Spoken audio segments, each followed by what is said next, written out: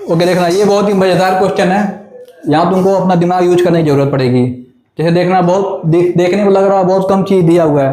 जैसे क्वेश्चन समझ लो, पहले दिया क्वेश्चन में देखो कि दिया हुआ है a train take 4 hour to travel from station A to station B.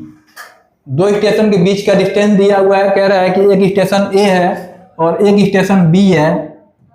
Station ए से बी तक जाने में 4 आवर लगा। टाइम इसको लग रहा है 4 आवर। ए से बी तक जाने में टाइम लग रहा है इसको 4 आवर और रिटर्न होने में इसको टाइम लग रहा है 5 आवर। ए से बी तक जाने में टाइम लग रहा है इसको 4 आवर और रिटर्न होने में 5 आवर टाइम लग रहा है। दोनों के बीच का डिस्टेंस दिया है 200 किलोमीटर। इनके बीच का डिस्टेंस दिया है 200 किलोमीटर। तो डिस्टेंस हो गया 200 किलोमीटर। अब कॉमनली जैसे क्या होगा, जिस बच्चे को नहीं पता होगा वो समझेगा डिस्टेंस है 200 किलोमीटर, ठीक है। लेकिन रियल में जब यहाँ पे एवरेज स्पीड की बात हो रही है तो टोटल डिस्टेंस चाहिए होता है। और टोटल डिस्टेंस के लिए जाने का 200 और आने का भी 200, ठीक है। यहाँ पे टोटल डिस्टेंस निकालना पड़ेगा हमें, ओके। यहाँ पे एवरेज स्पीड की बात हो रही है, एवरेज स्पीड। तो एवरेज स्पीड डायरेक्ट करते हैं। एवरेज स्पीड इक्वल होता है, एवरेज स्पीड का फार्मूला किसी को पता है? एवरेज स्पीड का फार्मूला किसी को पता है? Total distance upon total time. Total distance upon total time. और एवरेज वेलोसिटी का total distance upon total time. Total distance upon total time, okay. ये एवरेज स्पीड का फार्मूला हो गया। तो टोटल डिस्टेंस के लिए 200 किलोमीटर जाने का और 200 किलोमीटर आने का। इधर से जाएंगे जितना डिस्टेंस उतना ही डिस्टेंस उधर से आने का भी रहेगा। प्लेस तो चेंज होगा नहीं, ओके। और फिर देखना यहाँ पे टोटल टाइम। टोटल टाइम कितना है? 4 आवर इधर जाने का, 5 आवर आने का। ऐड कर लेंगे, ये ऐड करेंगे 400 अपॉन 9, 400 अपॉन 9। इतना ये एवरेज स्पीड हो गया। किलोमीटर पर आवर है ना, kilometre per hour, kilometre per hour, ये एवरेज स्पीड हो गया। इसको 9 से डिवाइड कर लोगे, 9 से डिवाइड करके बताओ कितना आ रहा है। तब तक मैं वेलोसिटी के बारे में देखता हूँ। 9 से डिवाइड कर दूँ, अच्छा 9 से डिवाइड करके बताओ कितना आ रहा है। Displacement, okay. मैंने बताया था जहां से स्टार्ट कर रहे हैं, यानी कि इनिशियल पोजीशन और फाइनल पोजीशन दोनों सेम हो जाता है तो डिस्प्लेसमेंट कितना हो जाएगा? 0।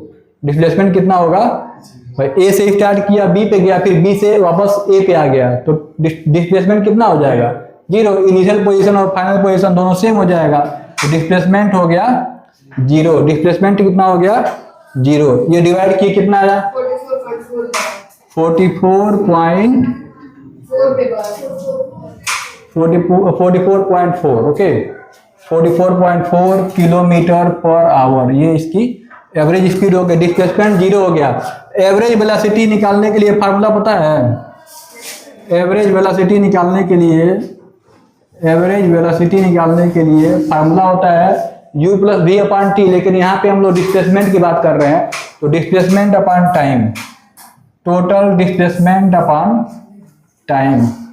Total displacement upon total time, ठीक है। टोटल डिस्प्लेसमेंट यहाँ पे यूज करोगे upon total time. Total displacement upon total time, okay. Total displacement, यहाँ पे टोटल डिस्प्लेसमेंट कितना है? 0। अब टाइम कितना भी रहे, जब न्यूमरेटर 0 है तो फाइनली क्या आ जाएगा? 0। यानी कि एवरेज वेलोसिटी कितनी आ गई इसकी? 0। क्योंकि डिस्प्लेसमेंट 0 हो गया तो एवरेज वेलोसिटी भी 0 हो जाएगा, ओके।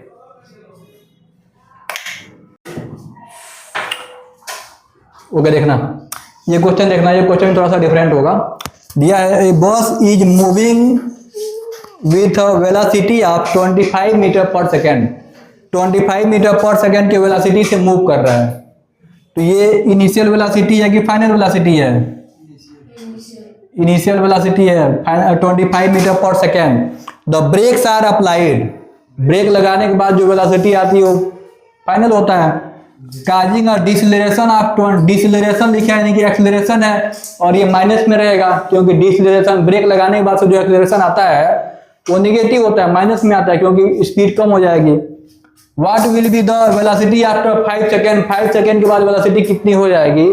तो इसके लिए पहले हम लोग को यहाँ पे u फाइंड करना पड़ेगा।